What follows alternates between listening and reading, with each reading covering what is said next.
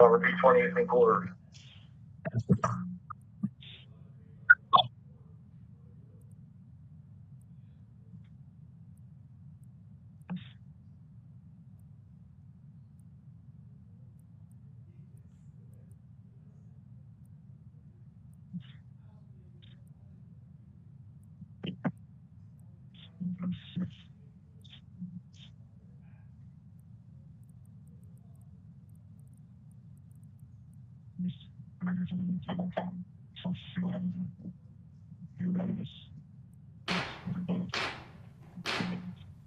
It's now 6 p.m. I'd like to call to order the Regional Planning Commission public hearing meeting for Thursday, June 6th. And I'd like to ask Mr. Garvey to lead us in the pledge.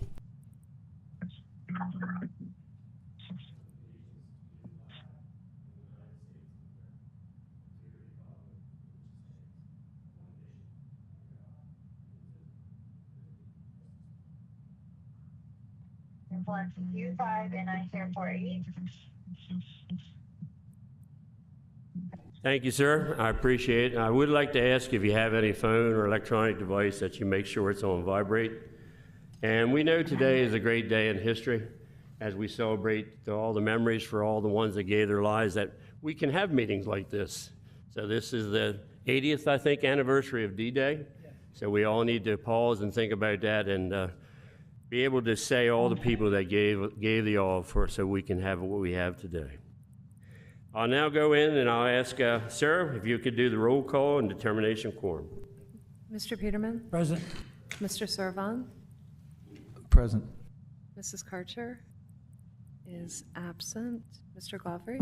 Here. Mr. Mills? Here. Mr. Davis? Here. Mr. Jester? Here. So you're 6 present. You do have a quorum. Thank you so much. Commissioners, you also have in front of you the agenda for tonight's meeting. If there's no corrections or additions or anything, I'll entertain a motion in a second to approve. Move to approve. Second. I have a motion. Sarah, call the commission.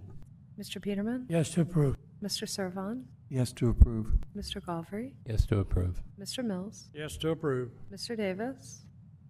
Yes to approve. Mr. Jester? Yes. So you have 6 yeas in favor of approving tonight's agenda. Thank you, sir. And once again, I'll come right back to you for the introduction and public hearing instructions. Thank you. This public hearing is being conducted for the purpose of giving the citizens of the county the opportunity to present testimony on the applications before the Regional Planning Commission. Everyone will have an opportunity to speak. All statements are to be made from the podium at the front of the room. All testimony given shall be sworn or affirmed. For the record, please give your name and address.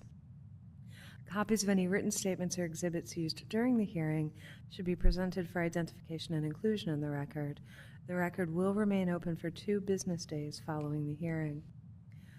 For each application before the Commission, the Chairman will introduce the application, then the applicant or representative will be given 15 minutes to present the application.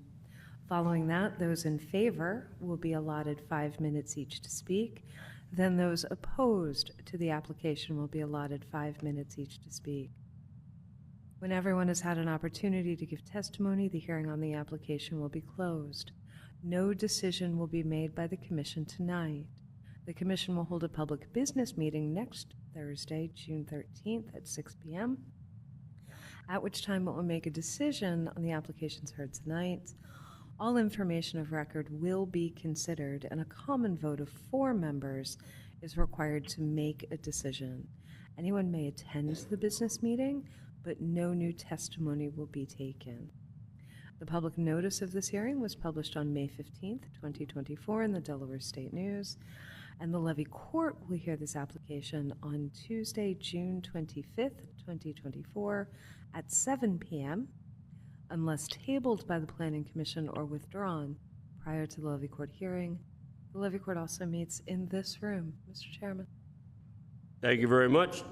We'll now get into tonight's public hearing. Our number one and only application and title is C-24-03 Del 016-419 Jackson Ditch Road, LLC. Applicant is Del 016-419 Jackson Ditch Road, LLC, care of Seth Schaefer, 6865 Deer Path Road, Suite 330, Elk Ridge, Massachusetts, 275. Owners are Jonathan P.C. and Jennifer L. Callaway, trustees, 419 Jackson Ditch Road, Harrington, Delaware, 19952. Engineers, Becker Morgan Group, Incorporated, care of Ted Hastings, 312 West Main Street, Suite 300, Salisbury, Maryland, 21801. Comprehensive plan map designation is low-density residential. Present zoning district is AR, agriculture residential. Relation to the growth zone is inside. Present use is agriculture and residential. Proposed use is the same with community energy generating facility, solar. Levy Court District is the 6th, Mr. Hertz. School District is Lake Forest. Fire District is Harrington, Station 50. Area and location is 44.78 plus or minus acres. Project area is 20.24 plus or minus acres. Located on the north side of Jackson Ditch Road, approximately 337 feet west of Lee and Lane, north of Harrington. Is there someone here to represent this application? Please come and give us your name and address, and you can be sworn or affirmed. Young man. I'm so glad I still get young man. I'm very happy about that. Thank you. Hi, good evening. My name is Mike Ryman with Becker Morgan Group. My address is 309 South Governors Avenue, Dover, Delaware. I'm here this evening with James Morgan from Pivot Energy, representing, they're the developers of the project, and Pivot is the Mr. developer. Ryman, our attorney is now going to swear you or affirm you. Sir, do you swear or affirm to tell the truth, the whole truth, and nothing but the truth? Yes, sir. Pivot Energy is the owner and will be the operator of this project. So with that, if we can jump to the next slide. As you are well aware, this is a community solar project, which is a conditional use within Kent County. And I know you've seen this presentation a number of times, but I'll roll through some of the criteria. There are 4 main criteria that you're required to demonstrate compliance with in order to meet the requirements of your code. The first being that the location is appropriate and not in conflict with the comprehensive plan. The property is located within the growth zone of Kent County. It is zoned AR. It is adjacent to land that is zoned IG, and like I said, in the growth zone of the county. So we do think the location is appropriate. That the public health and safety will not be adversely impacted. Solar farms produce a minimum amount of disturbance to develop. They provide a source of renewable energy. The soil testing will be performed in accordance with the new solar code that was passed, and there's very limited impervious cover and traffic associated with the project. That there's adequate off-street parking. These projects don't produce traffic. They don't have full-time employees on site. They get minimal visits, per year to maintain the facility, so traffic and parking are not an issue. And that the necessary safeguards to protect surrounding property and persons are provided. In this case, and we'll go through that in the next couple of slides, but the project will meet all the required buffers and setbacks outlined in your code, and that there are significant setbacks on this particular project from Jackson Ditch Road, approximately 240 feet. And there is significant buffering around all 4 sides of the property, and we'll go into that in a little bit as well. Next slide. I mentioned some of the requirements in the code. As I outlined, the code includes updates. The new code includes updates to setbacks, landscaping, soils, study, decommissioning, bonding. This project complies with all of those various requirements and setbacks, and you can see those on the screen. I won't read through all of them, as I know that you are very familiar with those requirements. Next slide. This shows you the site. You can see Jackson Ditch Road to the bottom of the page. The total property is about 45 acres. The solar array, and the total property is outlined in the cyan line that you see there. The solar array is outlined in the orange line. It is about 17 acres. of the total property. The solar array is limited to the currently farmed part of the property. So the portion of the property that you see there is in current agricultural and farming activity and is, obviously disturbed as a result of that. And we are not proposing any of the facility within the woods that are to the rear of the property. Next slide. This is just kind of basically the same thing, but shows a rendering of the panels themselves. You can see those outlined there in the middle of the site. In addition, you can see that the site is surrounded by woods on 3 of the sides, and then the additional code-required landscape buffer is provided to shield from Jackson Ditch Road. That, in conjunction with the fact that the array is set back a significant distance from the road, should shield this facility from view. Access is from Jackson Ditch Road. I don't know if my screen is working here, so it's kind of hard to point to it, but you can kind of see the access there to Jackson Ditch Road on kind of the right side. Yep, next one over. There's right there. Yep. The farmstead in the middle of the site is proposed to remain there. Next slide. Staff has reviewed the application and has recommended approval. There are some recommendations outlined in the staff report. We have no objections to those recommendations that are within the report. Couple of things. The reason we're here before you tonight is that the mailers had gone out. We had a few objections to the application. Those objections were related to maintaining wildlife habitat, some concerns about property values, and wanting the property to stay in farming activity. Kind of address each of those. From a wildlife standpoint, we are proposing the ag-style fence that you've seen before, which allows for small animals to migrate through the facility. We're also proposing the pollinator seed mix throughout the facility as well, which helps with habitat. As it relates to property values, I know that you've seen and there's been provided many studies that show that these facilities do not have a negative impact on property values in the area, and we're happy to provide additional information on that if so requested. As it relates to the farming activity, the owners of the property do not wish to continue it in the farming activity at this time, and have proposed this as a solution for their needs. So with that, I'd be happy to answer any questions that you may have. Thank you very much. I just got one quick question. I've never really asked this, but I've been thinking about it. Under the decommissioning plan, which it's initially for is 20 years, and it says it could be extended to another 20, I noticed the dollar value is estimated on a 25-year cycle of $1,755,000 and change. So is that number actually modified once, if the contract is extended another 20 years, that's one of the numbers that would be addressed at that time? Because I probably won't be here anyway. Just a question I had.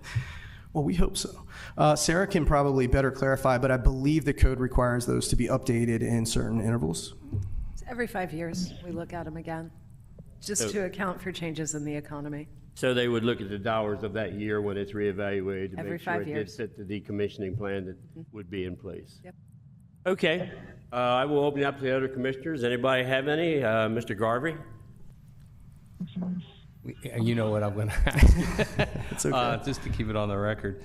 So my understanding is that you're okay with complying with all of the staff and DENREC recommendations as was in the report that I think you have and what we were all given too. Correct.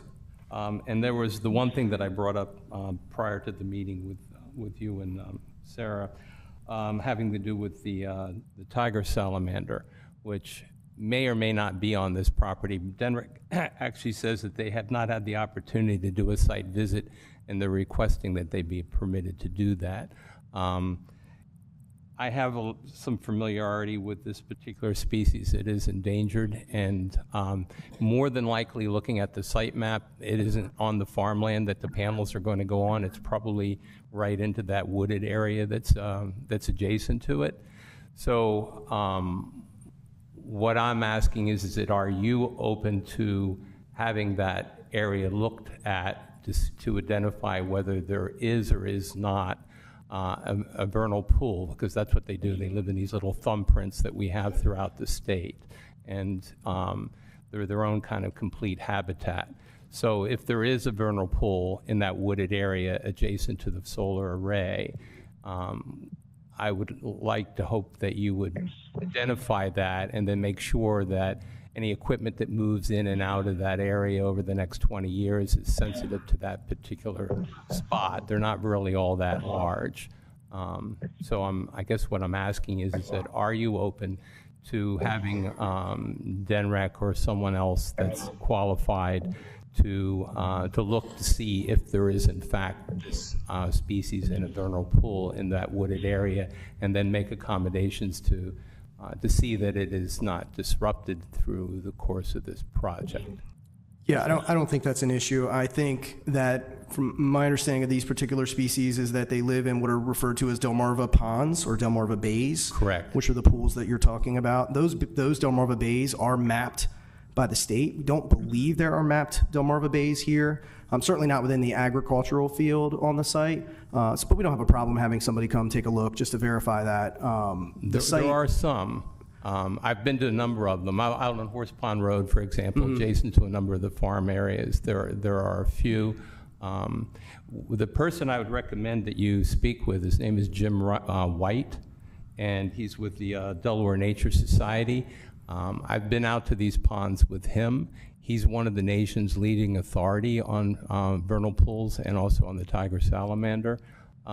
He's a really easy guy to get along with. He's not an in-your-face sort of person. He'll tell you right off the bat whether there's anything to worry about or not, and he probably knows more than most of the people might in DENREC know about it. But you might want to check him out, Jim White at the Delaware Nature Society. Yeah, we can certainly take a look at that. Thank you, Mr. Jarvie. Mr. Davis, do you have any questions? No questions, sir. Thank you very much. Any other commissioners? Do you have any other, does the gentleman want to speak, or is he okay with all that's been presented? We're good to go. Okay, thank you, sir. Thank you. Thank you. Appreciate it. Is there anyone else here that supports this project and would like to speak? Third and final call. Is there anyone here that would like to support this project and would like to speak? Now we'll go to the negative. Is there anyone here against this project and would like to speak? Anybody on the phone, Mark? If there's anyone joining us online that would like to speak in favor or in opposition to application C-2403, please indicate by raising electronic hand at this time. I see no hands raised, Mr. Chair. Third and final call. Anyone here against this project and would like to speak? If not, we'll be taking this project up next week, and thank you for your presentation.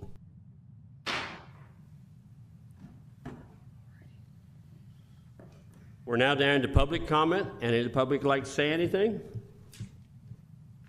Commission comments. Anybody that or Mr. Davis on the phone? Anybody like to make a comment? Seeing none, I'll ask, is there any other business anybody has? If not, I'll entertain a motion to adjourn in a second. Move to adjourn. Second.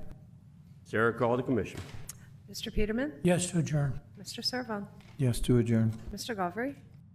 Yes to adjourn. Mr. Mills? Yes to adjourn. Mr. Davis? Yes to adjourn. Mr. Jester? Yes to adjourn, and we'll see you all next week.